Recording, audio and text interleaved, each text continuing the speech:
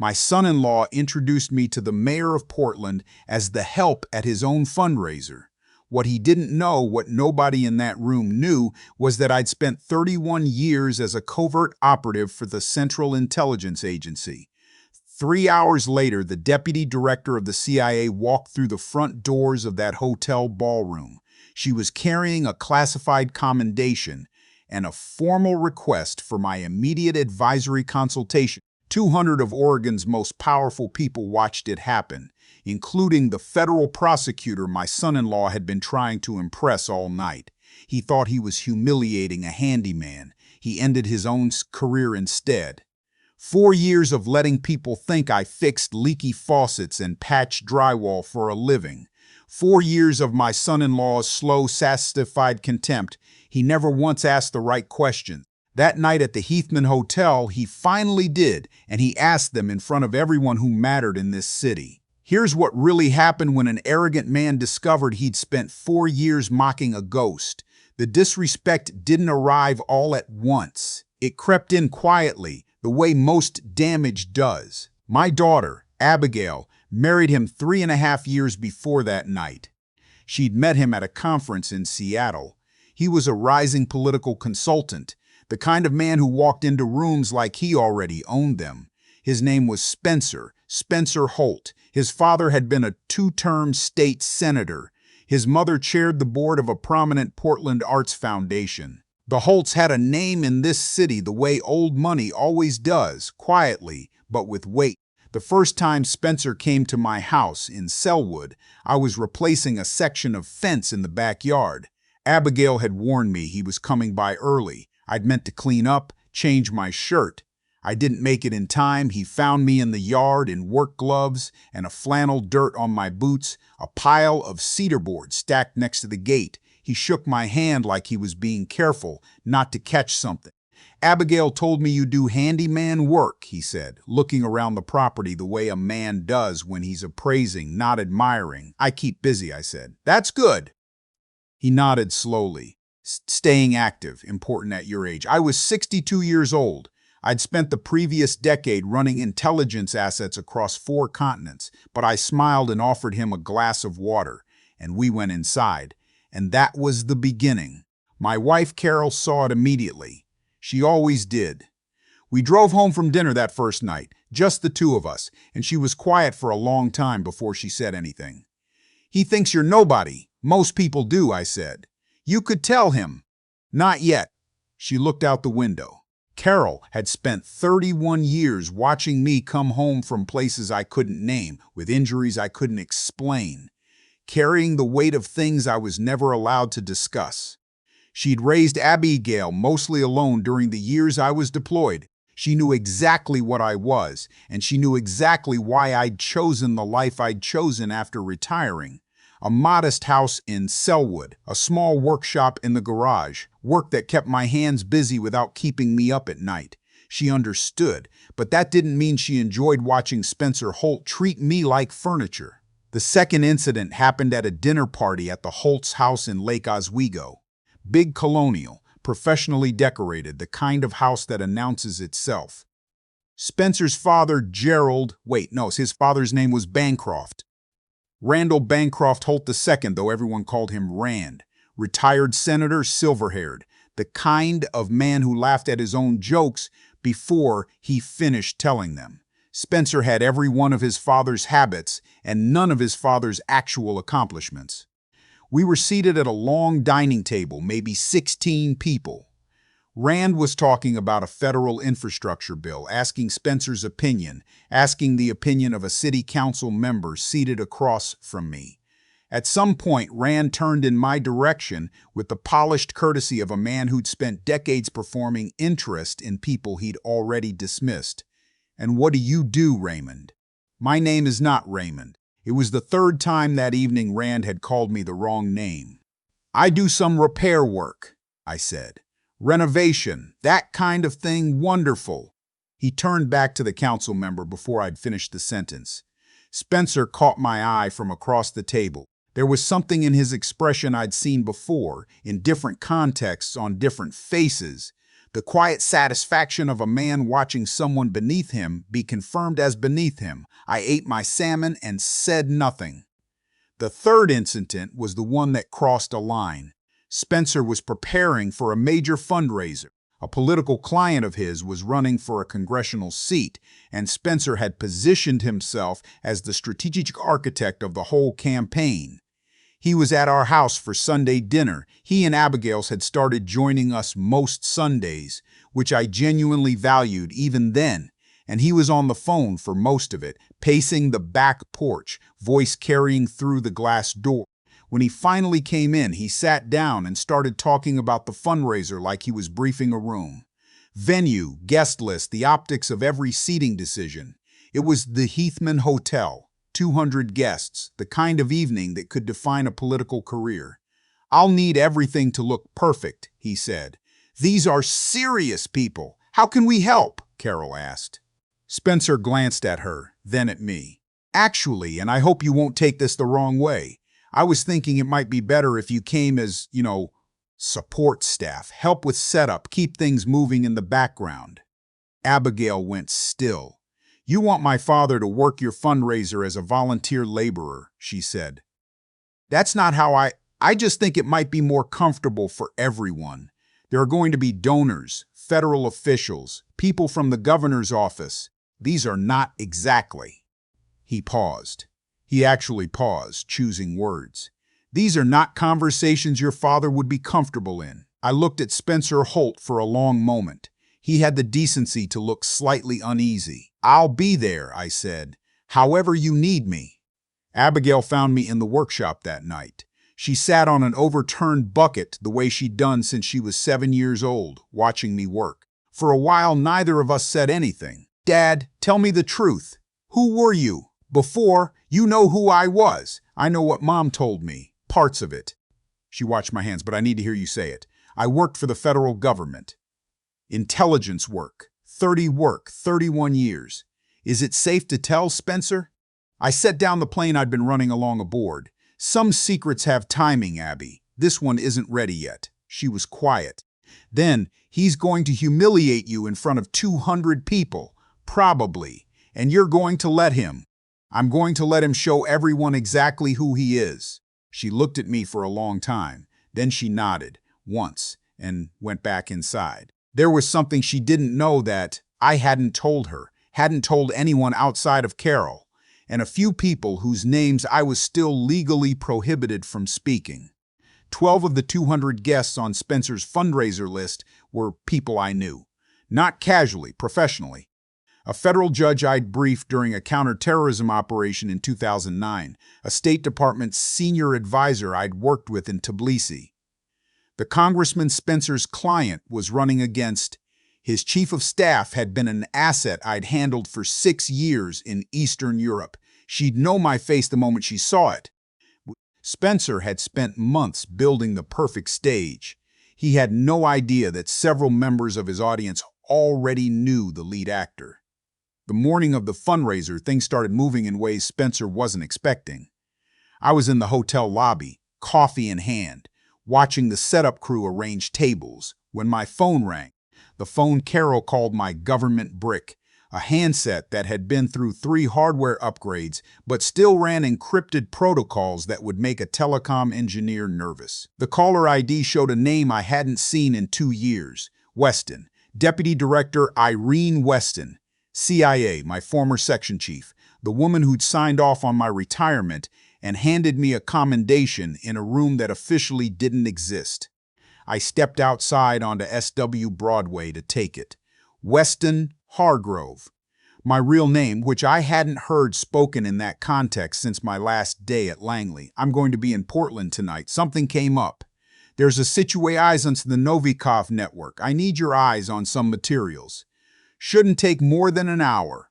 Tonight's not ideal. I know. My assistant tells me there's a fundraiser at the Heathman. I told her that couldn't be a coincidence." I turned around. Spencer was standing 20 feet away watching me. He'd come outside without my noticing, a thing that would never have happened 15 years ago. I was getting comfortable. "What time?" I asked. "I'll be there by 9. I'll be the one who looks like a handyman." Irene paused. I'll find you. I hung up. Spencer walked over with his hands in his pockets, doing his best to look casual and not quite succeeding. Who was that? Old colleague. What kind of colleague? The kind that calls on encrypted phones, I said. You should finish checking in with the catering manager. The past appetizers are going to be late. He stared at me. I went back inside. The second thing happened around 4 in the afternoon during the final walkthrough. 2 people in dark coats came through the service entrance and asked the event coordinator to point them to me by name. She did, visibly unsettled, because people who move like that and dress like that and speak like that don't usually appear at Portland political fundraisers. One of them was a woman I recognized immediately. I hadn't seen her in 8 years, but the face doesn't forget. Mr. Hargrove, she said, security advance. We need to verify your registration for tonight and update your emergency contact protocol. I noticed Spencer had drifted to within earshot the way he always did when something seemed important and he didn't understand it. Everything's current, I said. We'll need your secondary address on file. I gave them my workshop address. They noted it, confirmed something on a tablet, and left. Spencer appeared at my shoulder. Why does a federal security advance team know your name? They're thorough, I said. That's not an answer, I know. He grabbed my arm. It was the first time he'd ever actually touched me with any kind of force. What is going on? Why are there federal agents confirming your attendance at my event? I looked down at his hand on my sleeve. He let go. Spencer, I said, tonight is going to be a very important night for you. I'd focus on that. He stared at me. There was something different in his eyes now, not contempt, but its opposite. Something closer to fear dressed up as anger. The third thing was the package. A courier came to my hotel room at 6 o'clock, 90 minutes before guests began arriving. Spencer happened to be in the hallway when I signed for it. The return address on the sealed envelope read, Office of the Deputy Director, Central Intelligence Agency, Langley, Virginia. Spencer went pale. Open it, he said. It's addressed. Open it, or I will assume you are involved in something that will blow up my entire event and I will have security remove you right now. I considered that. Then I looked at him and I saw something I hadn't expected. A man who was genuinely frightened, not of losing face, but of the thing he couldn't name. The thing that had been building all day and that he didn't have a framework for. I set the envelope on the credenza. Spencer, I want you to hear something and actually listen. I have never done anything to harm you or your family. I have never embarrassed you, though you've given me significant cause to return the favor. Whatever you think tonight is going to be, I promise you it will be fine. But you are going to learn some things, and I'd encourage you to think carefully about how you respond to them. He stared at me. What things? Carol stepped out of the bathroom, already dressed for the evening. She looked at Spencer, then the envelope, then me. Is it time? She asked. Not yet, I said, but close. The fundraiser itself went smoothly for the first 2 hours. Spencer worked the room with the practiced energy of a man who was genuinely good at his job when he wasn't being small. I'll give him that. He knew how to read a room, how to connect people, how to make the right donor feel seen at the right moment. Abigail stayed close to him, beautiful and composed, doing the same work alongside him with a grace he didn't fully appreciate. I stayed near the edges of the room. I ate the past appetizers the catering manager had managed to produce on time. I drank sparkling water and talked to Carol and watched the room the way I'd spent 3 decades watching rooms. I spotted them one by one. Judge Frederica Olson, who'd used my intelligence briefings to issue 3 warrants in a counterterrorism case in 2011. Ambassador Lyle Peterson, who'd worked alongside my team in Vilnius and would have recognized me from 30 yards in the dark. Congressman Aldrich's chief of staff, Nina, no last name I'll use here, who'd operated under a cover identity I'd helped construct for 6 years and who caught my eye from across the room and gave me the smallest possible nod.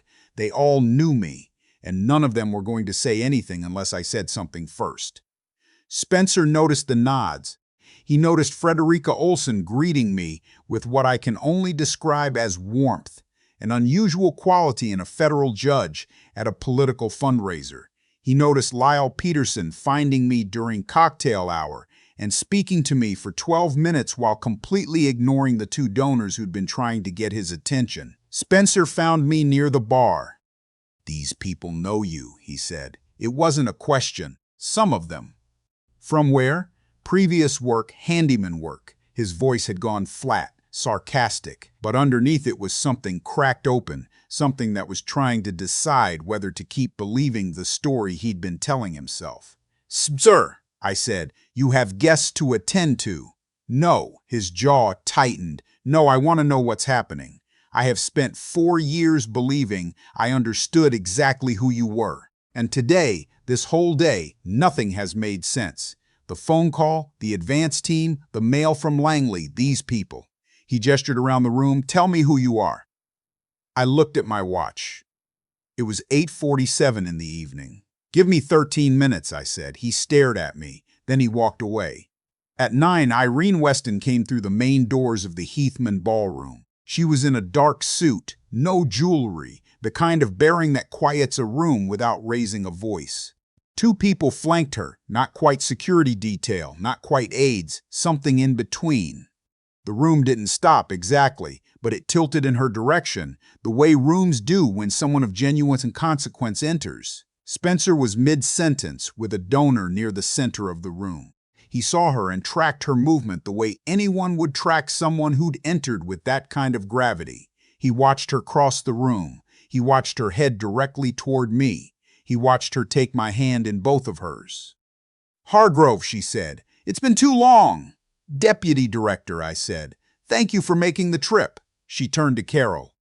"Mrs. Hargrove, you look wonderful." Spencer had drifted over. He was standing close enough that I could hear him breathing. Irene glanced at him. "Is this your son-in-law?" "This is Spencer," I said. She extended her hand. "Irene Weston, CIA. I've heard about you." Spencer shook her hand. He looked like a man in the first seconds of understanding that the floor is made of something other than what he thought. "I what?"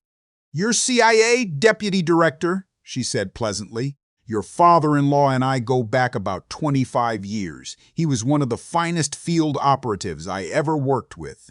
She looked at me. "Do you mind if I tell him a little?" "It's a good night for it," I said. The room had gone quiet around us. People nearby had stopped their own conversations. Spencer's mouth was slightly open. "Your father-in-law served the Central Intelligence Agency for 31 years, Irene said, in the comfortable tone of someone accustomed to delivering information that changes things. "He ran field operations across 12 countries. He dismantled a money laundering network that was funding political interference operations in 3 NATO member states. He prevented, and this was classified until last year, so I can say it now, he prevented the assassination of a sitting U.S. ambassador in 2007. He received the Distinguished Intelligence Medal, the Career Intelligence Medal, and a commendation from 2 presidents, one of which was read aloud to him in a room that officially doesn't exist." She paused. "He chose to retire to Portland and do carpentry work. That was his right and honestly his reward." The room was completely silent. Spencer looked at me. He was gripping his champagne glass so hard I thought it might break. You were a CIA officer. For 31 years. I never... Classified," I said. "Even in retirement, some things require low visibility. There are people I put away who have long memories. But you let me." He stopped, swallowed. "You let me think you were nobody. I let you think whatever you decided to think," I said. "There's a difference." The silence held for another moment. Then I reached into my jacket and produced the envelope from Langley. I'd opened it in my room before coming downstairs. I hadn't told Carol everything it said because some of it was still restricted. But one paragraph was not. I read it aloud. "Mr.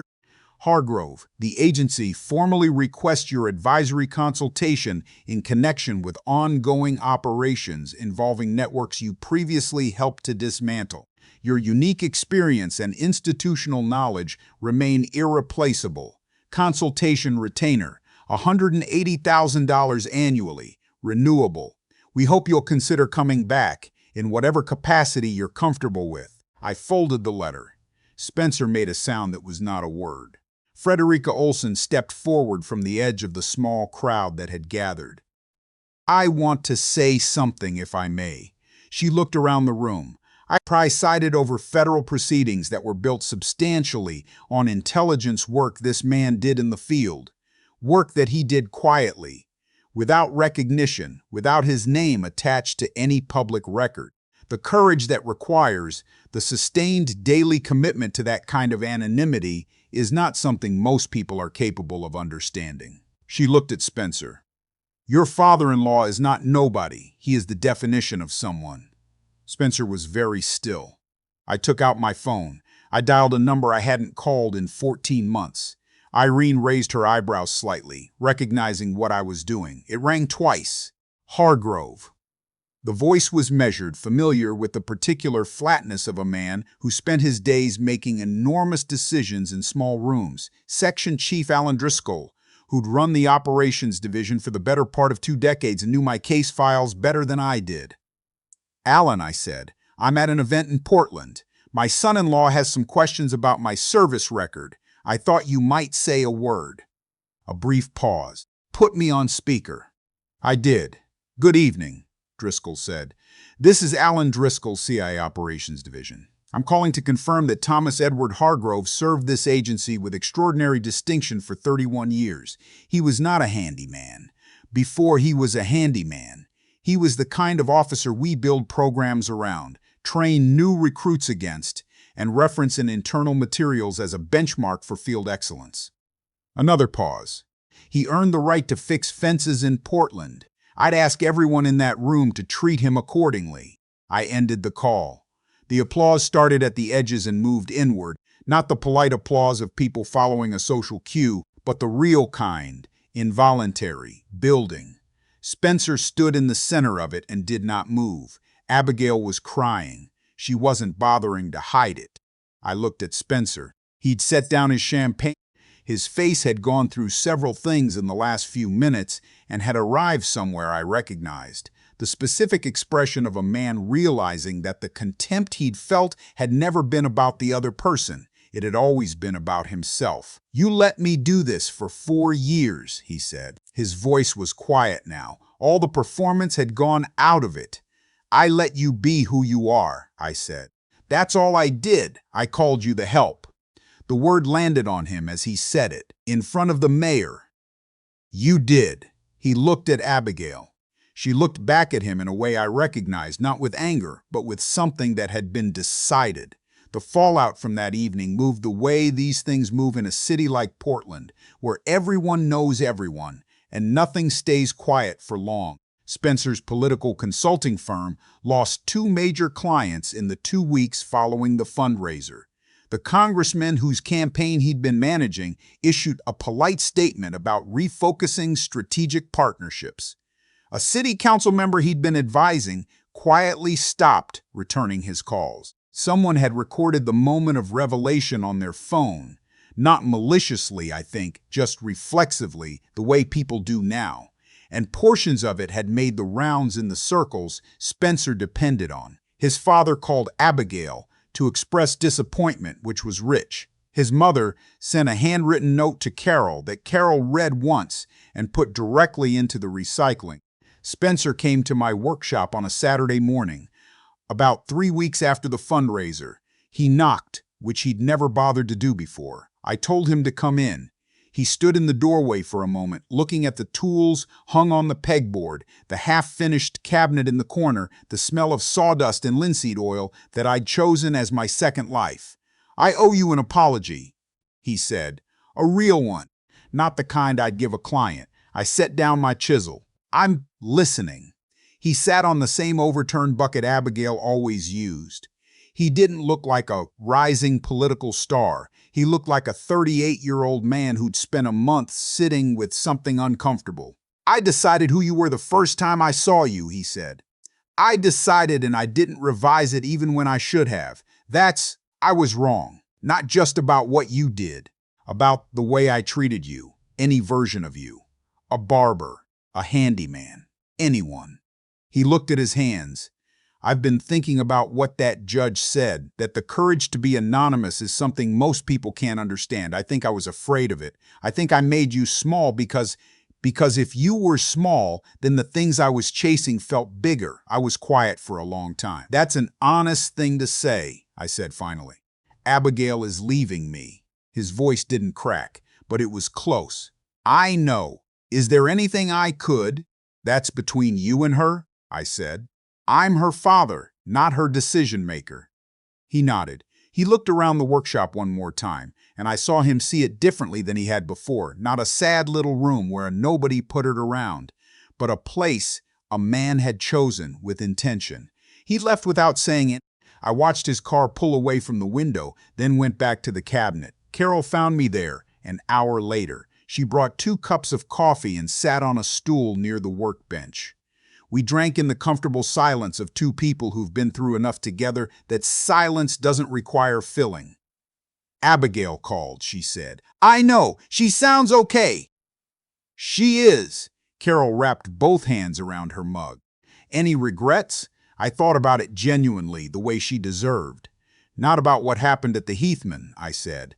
Maybe about the 4 years before it. Maybe I should have said something sooner. Not for my sake, for hers. You were protecting her. I was waiting for him to show her. He did. Carol was quiet.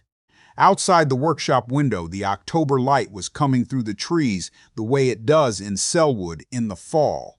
Gold and sideways, the kind of light that makes everything look like a memory. I'd chosen this neighborhood for exactly that quality when we moved here 8 years ago. I'd needed something that looked like peace until it actually became peace. She's going to be fine, Carol said. I know. And you? The consulting work, are you going back? I thought about Irene Weston's request. The envelope from Langley. The cold cases and the new networks and the weight of the institutional knowledge that didn't retire just because I did. Part-time, I said. On my terms. Carol nodded, satisfied. Abigail came by the following Sunday, first time since the fundraiser, with someone she wanted me to meet, a high school English teacher named, and I'll use his real name because he deserves it, Owen. She'd known him for 2 months. He drove a 6-year-old Subaru with a cracked dashboard and a dog hair problem, and he shook my hand and looked me directly in the eyes and said he'd heard a lot about me. Good things, I hope, I said. Mostly that I shouldn't underestimate you, he said. I handed him a cup of coffee. Smart woman, my daughter. He grinned. I know it. They stayed for 3 hours. We sat on the back porch, and Owen talked about his students, and Abigail held her cun since she was a kid, the way she'd always done since she was a kid, and the October light moved across the yard, and I thought about how much had been built in this place that had nothing to do with classified commendations or career intelligence medals. After they left, Carol and I cleaned up the coffee things, and I went back out to the workshop, and I picked up at the chisel, and I went back to the cabinet. There's something specific about woodworking that I've never fully been able to explain to people who don't do it. The material tells you what it wants to be. You don't force it. You read it, the grain, the density, the way it responds to the blade, and you work with what's actually there, not what you assumed it was before you touched it. I spent 31 years doing something very similar with people. Spencer never learned that. Maybe he will now. I don't know, and it's not my concern. Some lessons take a long time to land, and some never do, and the only thing you can control is whether you're still around to receive them when they finally arrive. I'm still around. I'm in the workshop on Osage Street, sawdust on my boots, coffee going cold on the bench, listening to the radio, doing the work that's in front of me, and for the first time in a long time, that's the whole story.